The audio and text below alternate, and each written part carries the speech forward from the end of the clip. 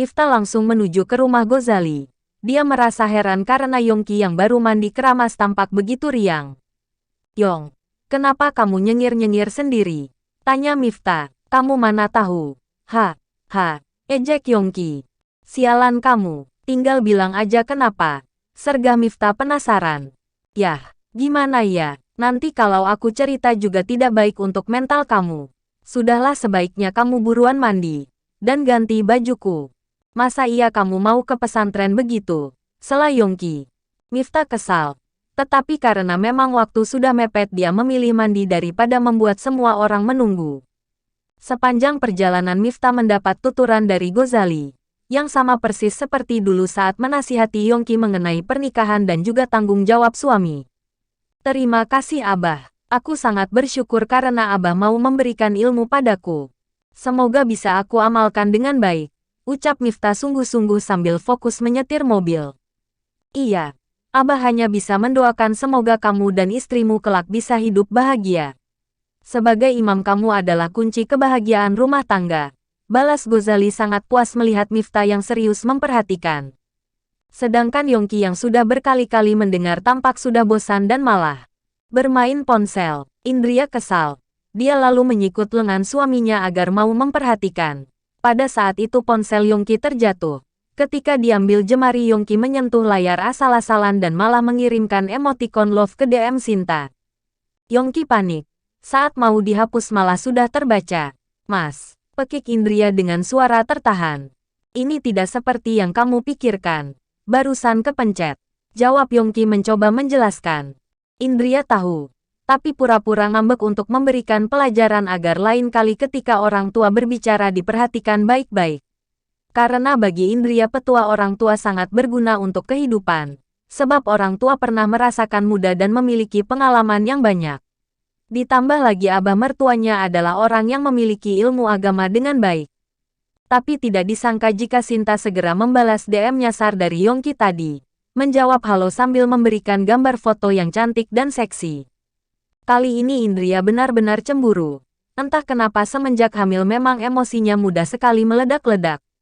Tetapi Indria hanya diam. "Kalian kenapa?" tanya Fatimah heran dengan sikap Yongki dan Indria yang tidak tenang. "Tidak apa-apa Umi," jawab Yongki. Sesampainya di pesantren, Indria langsung turun dan menggandeng lengan Uminya. Menghindari Yongki dengan sengaja. Yongki sudah panik. Segera dia memblokir Instagram Sinta agar kedepannya tidak terjadi masalah. "Yong, tadi berangkatnya mesem-mesem sendiri. Kenapa sekarang jadi cemberut?" bisik Miftah.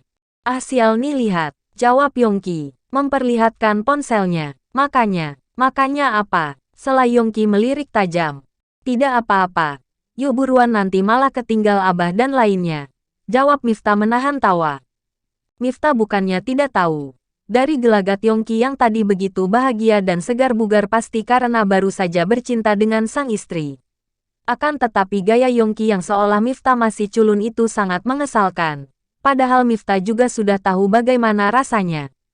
Setelah duduk dan pengajian dimulai, kebetulan Pak Kiai memberikan ceramah perihal pernikahan. Ketika jamaah lain tertawa lirih oleh candaan, Miftah merasa miris. "Ya Allah, apakah setelah menikah aku mampu membuat Safira bahagia?" batin Miftah. Dia mengingat dengan jelas bagaimana tadi sore Safira yang tidak sudi menatap dirinya saat berpamitan pulang. Sorot mata yang dipenuhi kebencian. Dada Miftah terasa sesak. Detik demi detik berlalu, hingga acara pengajian usai. Kemudian saat berjalan ke arah parkiran mereka bertemu dengan keluarga Laili. "Assalamualaikum." "Waalaikumsalam. Miftah, bagaimana kabar kamu nak? Dengar-dengar kamu sebentar lagi mau menikah ya?" "Iya Pak, mohon doanya ya," jawab Miftah. Mereka mengobrol sejenak. Menyayangkan tidak jadi keluarga karena Laili sudah meninggal duluan. Tetapi meskipun begitu keluarga Laili tetap mendukung dan senang karena Miftah bisa bangkit dari kesedihan. Sebab dulu begitu mendengar kabar calon istrinya meninggal Miftah sempat frustasi dan membuat semua orang cemas. Setelah saling berpamitan, mereka semua pulang ke rumah masing-masing. Sedangkan Miftah merasa malas pulang ke rumah karena ayahnya sudah kembali ke luar negeri mengurus bisnis.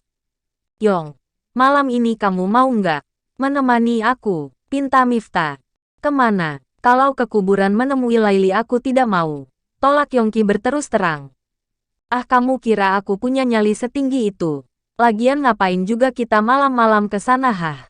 Aku hanya ingin minum. Sergah Miftah. Astagfirullah. Apa kamu tidak mau insyaf juga masih pengen minum?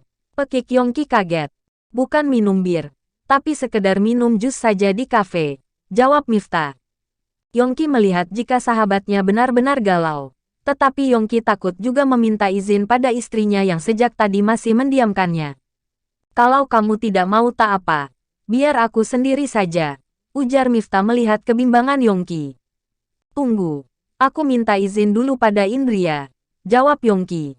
Yongki masuk ke kamar, mendapati istrinya yang tiduran. Istriku sayang, aku mau menemani Miftah ke kafe tidak apa-apa. Hanya sebentar saja kok, pinta Yongki. Terserah, jawab Indria ketus.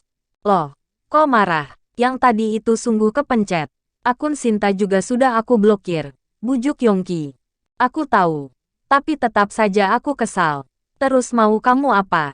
Aku nggak tahu. Kalau mau pergi buruan aku mau tidur dulu. Ya sudah, selamat istirahat ya, ujar Yongki sambil mengecup kening istrinya. Tetapi saat Yongki mengambil jaket, Indria langsung bangun dan menatap suaminya penuh curiga. Hanya ke kafe bersama Miftah kok dandan segala? Tanya Indria. Dandan apanya? Aku hanya memakai jaket saja. Tanpa diapa-apain suami ini memang sudah mempesona. Balas Yongki. Aku mau ikut. Sela Indria. Hah, aku mau ikut. Aku bosan di rumah. Sesekali aku ingin merasakan nongkrong itu bagaimana? Sergah Indria.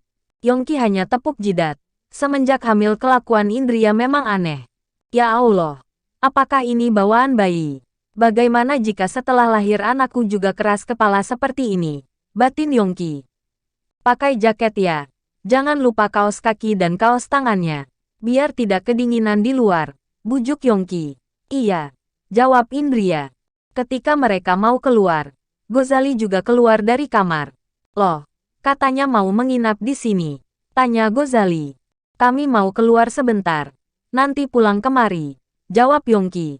Hati-hati ya, Indria sedang hamil jangan kelamaan terkena angin malam. Balas Gozali. Iya. Mereka ke kafe terdekat. Sekedar memesan minuman dan cemilan ringan. Indria. Kenapa kamu galau? Tanya Miftah. Aku tidak tahu. Jawab Indria. Sama. Aku juga tidak tahu kenapa begini. Balas Miftah. Yongki kemudian berinisiatif meminta izin pada band yang tampil di sana. Dengan percaya diri meminjam gitar.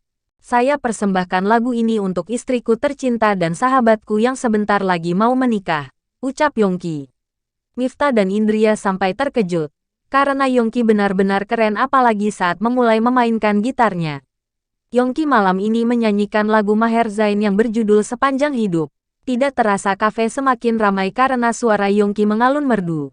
Indria menangis haru. Sedangkan Miftah jadi tersenyum sendiri dan yakin jika kelak bisa membuat Safira jatuh cinta padanya.